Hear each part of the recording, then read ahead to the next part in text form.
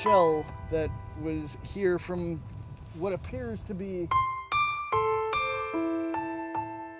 Элемента, а там он еще валяется.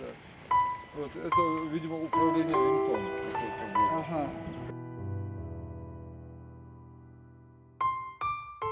I'm Patrick Lancaster, and right now we are near the border of the Kursk region and of Russia and the Sumy region of Ukraine, where there's intense fighting, and we're in search for graves of civilians that were killed in the Ukrainian attacks here.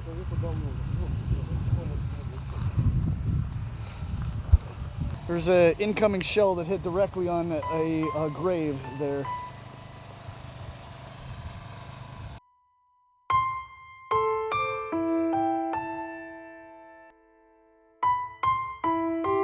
All right, we're here. I'm Patrick Lancaster, and we're here at a cemetery on the edge of Kazaki-Loshny village near the border of Kursk region, Russia, and Sumy region, Ukraine. And behind me, you see a grave of someone that was killed months after Ukraine started to invade this region.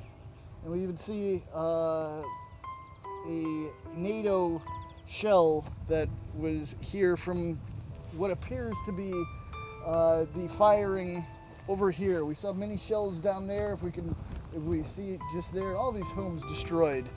And also we see here a place where there's two crosses, one with a date from during the time of a month after Ukraine started to invade here, and when Ukraine controlled here. There's two crosses. Does that mean there's two people buried here? And keep in mind, these are all makeshift graves that luckily people lived close enough to the cemetery and they were able to bury their dead. In a lot of these villages over the war, over the years, we've seen many people just have to bury their dead in their gardens. I mean, we just brought you a report a few days ago. Oh, and here's another shell from, oh, okay, no, that's not a NATO shell. I thought it's a flower pot. But here's some more fresh graves. Okay, she was just buried here the month before the invasion started, or the incursion. Here could be during the time when Ukraine controlled the territory here.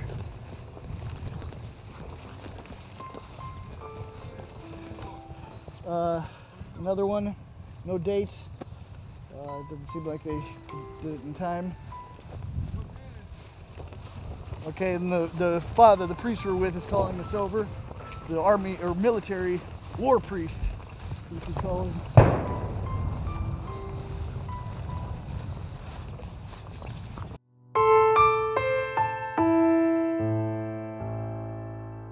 Okay, this appears to be a winged unmanned aircraft that has come down in this cemetery. Ну да, похоже на винт. Вот он, видимо, падал и сломал, наверное, дерево. Ну да, сбил, да. Похоже, но большой, да? Ну да. Чье это, что это, Бог его знает. Да. Ну кусок элемента я видел и там он валяется. Вот такой вот. Ну, может быть, такой дрон вертолетного типа, просто большой. Алюминий, причем толстый такой. Ну, это типа автомат-перекос. We're trying to figure out exactly what it is. Step on grave. Винт это однозначно. It's a winged drone, yeah? Ну да. Вертолетного типа, видишь, вот лопасть соосность есть. Maybe this big drone, maybe we don't know what is this exactly. Something that was flying.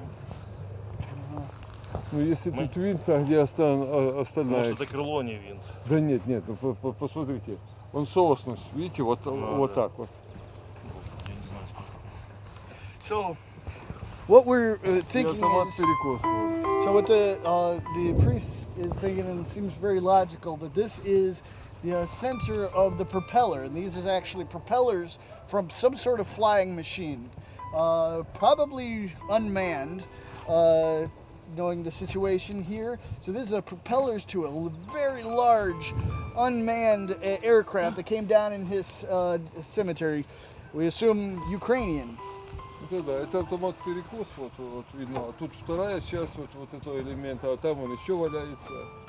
Вот, это, видимо, управление винтом. Ага.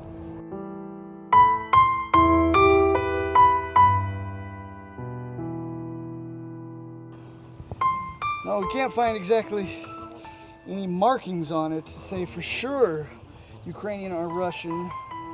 Because if, of course, I say Ukrainian, but if we find any English letters, that signifies that it's a NATO or Western supplied military equipment. So it would definitely be coming from Ukraine. But this appears to be a piece of a winged unmanned plane that came down here in this cemetery.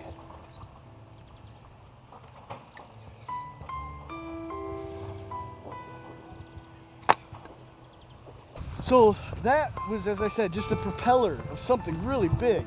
So now we're going to try to find any other pieces of that plane. I mean, I don't think it was a helicopter. It looks to be just an enormous unmanned drone is what I'd have to think that hit this, at least part of it hit this cemetery. All right, so, I mean, that could have gotten hit in the sky if it was Ukrainian plane or Russian or whoever's plane it was. Could have got hit in the sky. Parts of it came falling down. Those said propellers. Who knows where the body of it is or what else there is left of it. So we can't stay in one place for too long. It's a dangerous situation near the front line. We've got a lot more coming for you. So many reports coming. We already filmed, what, 4 or 5 reports today. We're getting everything itemized for you so you get the most out of our material here in the Kursk region, next to the Sumy region of Ukraine, in the Kursk region of Russia. Please like, share, subscribe. Get down to that pinned comment. Subscribe to my Substack. So much more of my journalism comes out to that free blog. And also, I need you to go down to the donation link and donate to help my work. I'm only funded by you, and help me get down to the Belgorod region. As I've said in many reports, there's also Ukraine has been trying to come across the border in the Belgorod region of Russia. Even though Russia's taking so much territory in many places, some places Ukraine's pushing on as well, but we need to find out the real information because Ukraine says they control territory in the Belgorod region. Russia says they don't. We're going to get down there and show you what's really the situation.